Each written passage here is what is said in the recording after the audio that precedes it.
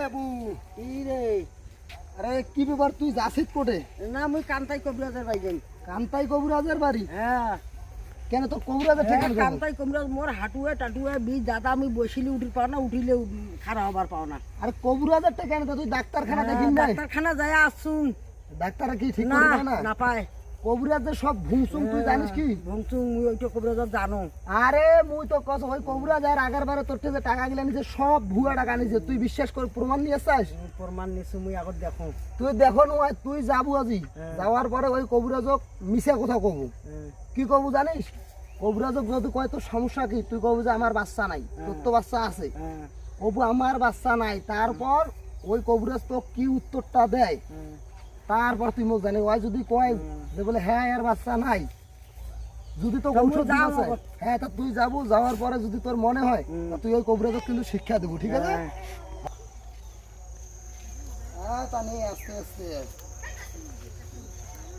আরে আমার হাঁটুয়ে বিলবিল জোরে হাঁটি পাও না, আর খালি মুখ টানি নিবে।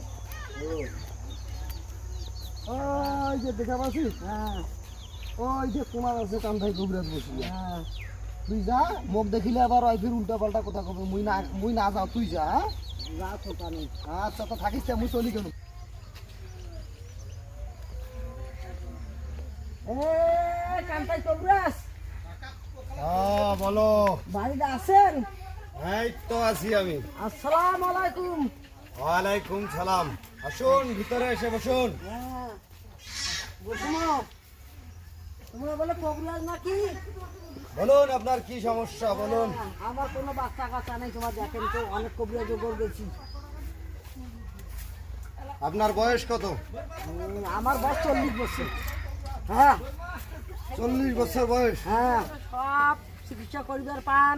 হ্যাঁ আমি সব ধরনের চিকিৎসা দিতে পারি। বলুন আপনার কি সমস্যা? সমস্যা তো আমার মেলা। যেমন? তামলা সমস্যা বলে তোমার কবার পান বলে মানব দেহে বহুত প্রকার অসুখ থাকে। এখন আপনি যদি আপনার সমস্যার কথা না বলেন আমি কিভাবে আপনার সমস্যা জানবো? বলুন। তোমার কেমন কবরেস্তা সমস্যার কথা কর না পান? মানসি কস বলে তামালায় কয়। আপনি কবিরাজের কাছে এসেছেন, অবশ্যই কবিরাজকে বিশ্বাস করতে হবে। আপনি কি জন্য এসেছেন আমি কি জন্য বলবো? আপনার শরীরে সমস্যা দিয়ে ভরা। ভরা থাকিলে কি হবে? তোমার কবেন না, তোমার তো কোবার পান। কোবার মুই যদি কয় তো তোমরা কি কবেন?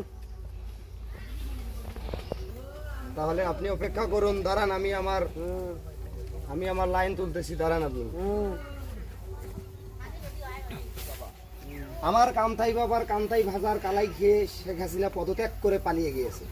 তাহলে বুঝুন এলা, এই কান্তাই বাবা চাইলে সব করতে পারে। বলুন আপনার কি সমস্যা? আমার সমস্যা তোমার দেখেন কেন? তোমাদের সব সমাধান করবেন। আমি সব দেখতেছি। আমি দেখতেছি আপনার ভবিষ্যৎ খুব সুন্দর, আপনার ভবিষ্যৎ চির উজ্জ্বল। আমার ছোট নাই, সেটা নাই। আপনার বাচ্চা কাচ্চা নাই? আপনার বাচ্চা কাচ্চা নাই, সেটা তো মহাঘরের কালি লেগেছে আপনার কপালে। আপনাকে আমি 3টি ওষুধ দিব, আপনি কি খেতে পারবেন? বলুন কি কি সমস্যা, আমি সব ওষুধে খার পাই না। আপনার ওষুধটি খুবই ভয়ানক। আপনার রাহুর চণ্ডীর দোষ লেগে গেছে। আপনার জন্য শ্মশানের মাটি আনতে হবে, 3 থেকে পানি আনতে হবে, মঙ্গল গ্রহ থেকে শক্তি আনতে হবে। সেই শক্তি কালা ভুনা করে আপনাকে খেতে হবে। এটার জন্য আপনাকে কিছু টাকা হাদিয়া লাগবে। আপনি কি দিতে? তুমি কত টাকা লাগে? আমার টাকা পয়সার অভাব নেই, আমি দিতে পাবো। টাকা বেশি লাগবে না। যদি তুমি একসাথে 1টি বাচ্চা চাও তাহলে 50,000, আর যদি একসাথে 3-4টি বাচ্চা চাও তাহলে তোমাকে 80,000 টাকা লাগবে। ভণ্ড কবিরাজ, ভণ্ড কবিরাজ। এই ভণ্ড